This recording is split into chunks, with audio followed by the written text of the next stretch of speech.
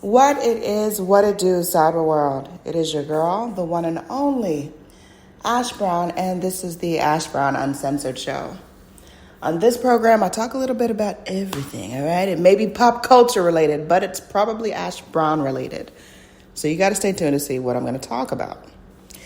Today, it just came to me as I woke up, and thank God that I woke up. But stop shrinking yourself. Don't shrink yourself.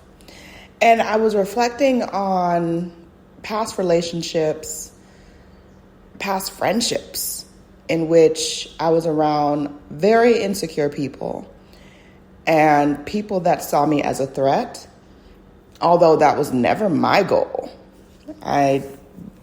Nobody has control over where your mind goes or why you think the things that you think. But I found myself shrinking myself and making myself smaller. And when I say shrink, I'm meaning my ideas, the things that I wanted, stuff that I had going on. I would have people and friends and guys telling me, oh my gosh, you need to calm that down. Or, oh, you're doing too much. And no, how about I'm not doing enough? How about I'm not doing enough? And I reflect on those situations now because I stop back and I think, I'm like, wow, that person was very insecure. That person was really going through something. And they were angry with me because I represented confidence. See, there's a difference between confidence and cockiness. See, I can walk into a room confident that I know what I'm doing, that my goals are set, that everything is going to go just streamlined. Cockiness is making sure that everyone knows that you are the next thing. You are that it girl. And that's never been my MO. But for whatever reason, people have taken my confidence as cockiness. And jealousy has ensued. And backstabbing and just a lot of negative things have occurred because people are threatened by my mind.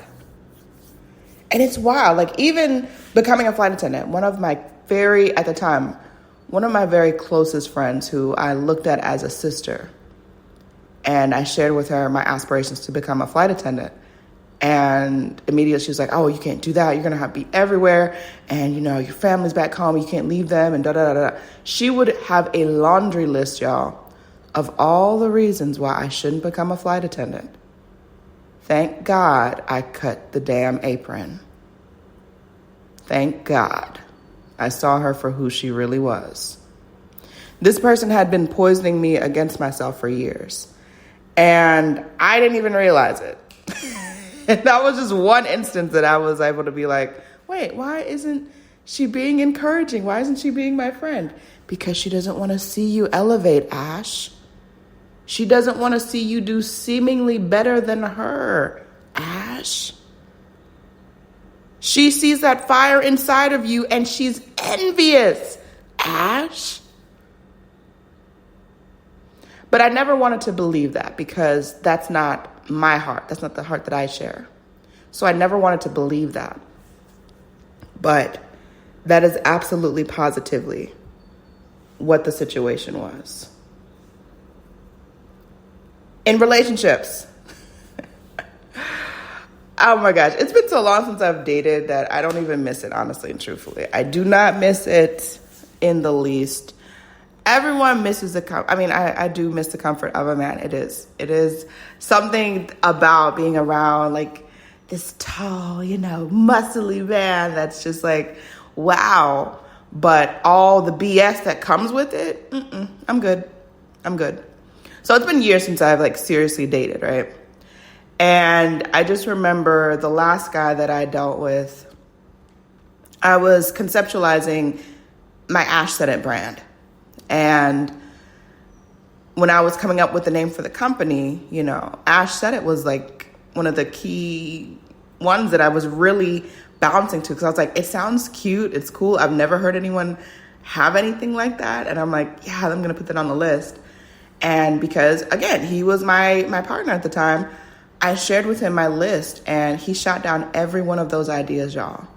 Every idea. When it came to Ash said it, he was like, no, it doesn't sound right. It's not going to work. It's just, you go back and figure something else out. Go back and figure something else out. The worst thing that you can ever say to a person like me is to shun and put down what my idea is, and you don't have a suggestion. See, that's my whole problem. Like, you say you don't like it. Okay, why don't you like it? Okay, well, what's an alternative?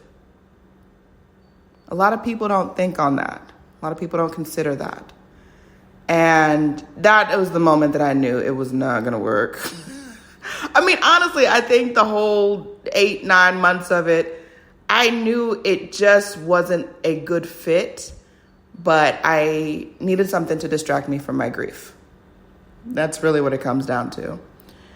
And ultimately, I can think back to even relationships before where, I would have something good or something great going on, and I would share it with my guy, and he would find a way of just undermining it and belittling it and making it sound like it wasn't anything when it was something that was important to me. And so for me, myself, today, if I meet a guy and I automatically get the negative vibes, it's a wrap. It's a whole wrap, because I am not shrinking myself any longer. Screw that. You don't like what I got to offer. You don't like what I bring to the table. You don't gotta. You don't have to like anything that I am as a person. Keep it moving. Keep it moving and leave me alone. And yeah, that's the message for today. Stop shrinking yourselves. Ladies. We are brought up in a society where we are molded and modeled to nurture. That's a part of our nature. We can't get out of it. It's in our DNA. It's just what it is. But don't ever let someone downgrade you for their own pride. Don't ever let someone make you feel as though you are less than. You are more than they could ever be in this world. And they see a light in you that they never saw in themselves. And go out and be great. Do some wonderful things. I know you will. I know all of you will. Anyways, I love you guys. Thank you so much for letting me vent this random thought that came to me today. And have a great week. Have a prosperous, powerful, and peaceful week ahead. And I will holla at y'all later. Deuces.